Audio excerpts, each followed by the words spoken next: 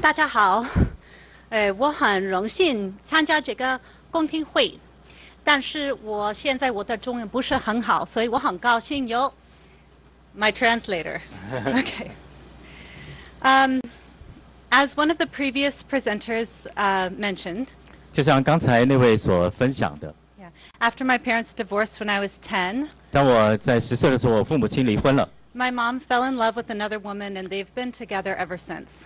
我妈妈就爱上了一个女人啊，后来他们就在一起。 Yeah. My father and mother continued to parent me, and I lived split time between my mother's house and my father's house. 啊，所以呢，我同时呢就可以有时候跟我的父亲住，有时候跟我母亲住。 And thankfully, they cooperated so that I did not have to lose the influence of either parent. 因为他们的合作，所以我不会失去不管是父亲或者是母亲对我的影响。 I started writing about gay marriage, parenting, and family structure about 5 years ago. 在5年前，我开始就写作有关于这个同性恋的婚姻啊，或者是family structure? 或者是家庭的结构。 Because what was happening in the United States is the discussion was totally focused on the desires of adults. 因为在美国呢，他们所讨论的都是只有专注在这些成人他们自己的欲望，他们所要的。 But whenever we're discussing marriage and family structure, we first must understand and protect children's rights. 但是呢，当我们在谈到婚姻以及家庭的时候，首先我们要考虑到的却是儿童孩童他们的权利。 It wasn't long before other children with gay and lesbian parents contacted me and shared their stories with me. 那我在写作不久之后，很快就有一些就是他们从同志婚姻家庭里面成长的孩童写信给我。 So let me share a couple with you. 所以我想跟大家分享几点。 My friend Millie in Australia grew up with 2 mothers.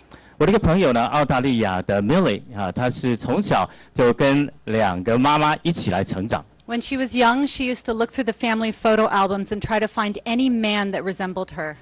那她在小的时候呢，就是常常在翻她的相本找说有看哪一个男士的这个亲戚呢，长得比较像她的。 She was very distressed and told her mothers, "Please, I want to know who my father is." 那就感到非常的忧伤。她说，请你帮助我，让我能够认识我的父亲。 Her mother said, "Why do you want a father? You have another mother. That's enough for you." 那妈妈就回答说：“你已经有另外一个妈妈，你为什么还需要父亲呢？” Finally, they took her to a psychologist who said that her mothers needed to allow her to meet her father.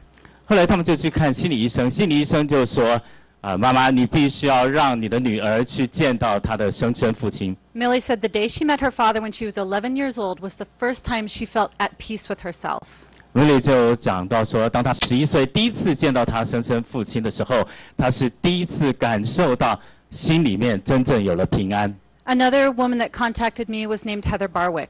那另外呢，有一个女士也写信给我她叫 Heather Parkway。 She grew up with 2 moms, both loving and committed to her and each other. 也是有2个妈妈她们都非常的爱她。 She was totally surrounded by a community of women. There were very little men that she had contact with. 所以在她的生活当中呢，基本上是没有什么男性的都是跟她妈妈的朋友们。 And yet something inside of her longed to be loved by a father. 但是在她心里面呢，却非常渴望能够跟父亲在一起。 She started to hate herself because how could she want a man to love her when everyone around her said that men were unnecessary? 她开始就会恨自己，为什么呢？因为大家周围的人都跟她讲说，男人是没有需要的我们不需要有男人，但是她心里面确实有这样子深深的渴望。 I've heard in the debate in America and even some people here today saying all children need is love and stability. 那在美国，还有今天我们听到大家所说的小朋友呢，其实他只要有能够安定只要有爱就可以了。 But I think that we can all testify that every child that we know wants to be known and loved by their mother and father. 但是我们都可以说其实每一个小孩子他们都需要被他的父亲跟他的母亲爱。 And when one or the other is missing, there's pain. 那如果其中的一个不在了，他心中就会有伤痛。 This is in line with natural children's rights. 那这个呢，就是所谓的这孩子们他自然的这个权利相关的。According to the United Nations Convention on the Rights of the Child, children have these basic rights. 根据联合国儿童权益公约，儿童呢他具备有以下的权利。They have a right to their mother and a father, and they have a right to their biological identity. 那他们对自己的父母是有权利的，他们对自己的这个生身父母亲是有权利的。It's the responsibility of every adult to recognize and protect the rights of children. 所以每一个成人他都有这个责任要去认出孩童他们的权利是什么，而且去遵守这个权利。No adult should ask a child to sacrifice their fundamental rights to satisfy adult desires. 所以没有任何的大人，他们有权利要求孩子牺牲他们的基本权益来满足他自己的欲望。It doesn't matter if you're gay or straight. If you have a child, that child has a right to both their mother and father. 所以不管你的性倾向是如何，这个孩子都有他的权利，能够对他的父母亲。We know from decades of social science research that children fare best when they're raised in the home of their married mother and father. 经过很多年的这个研究发现这个孩子呢，如果是在父亲跟母亲的这个家庭里面成长的话，他的表现是最好的。Why does government have an interest in marriage? 为什么政府对婚姻对结婚这个事情是有这个兴趣的呢？ Is it because they want to affirm the feelings of adults? 是为了要去确认这些大人的感受吗？ Because I will tell you that gays and lesbians have the same capacity to love and commit as heterosexuals. 因为我可以跟你讲到说，这些同志们，他们其实跟这个异性恋的人一样，他们都是能够去爱，他们都是能够去尽责任的。But government's interest in marriage is not adult feelings. It is protecting the rights and well-being of children. 但是呢，政府的责任，他们所关切的是应该是孩童他们的这个需要，而不是大人的这个感受。So when you redefine marriage, you are redefining parenthood.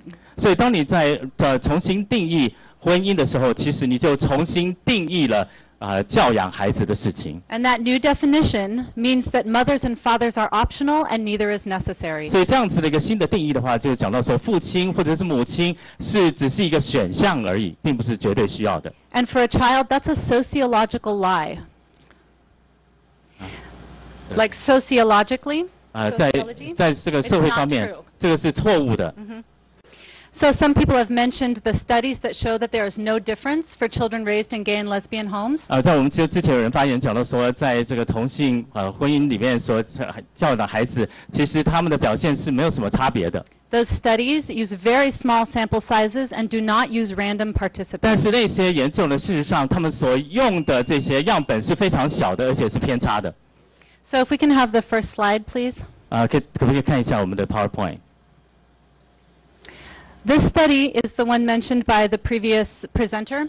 在前面两个发言人有提到这个研究。In red, you have opposite sex parents, and in blue, you have same-sex parents. 就是比较在同性婚姻的家庭里面成长，或者是异性家庭里面成长的。As opposed to the studies that show no difference, that use sample sizes of between 20 and 400 participants. 我们之前大家发言人提到的那个研究，事实上是非常小的一个这个样本。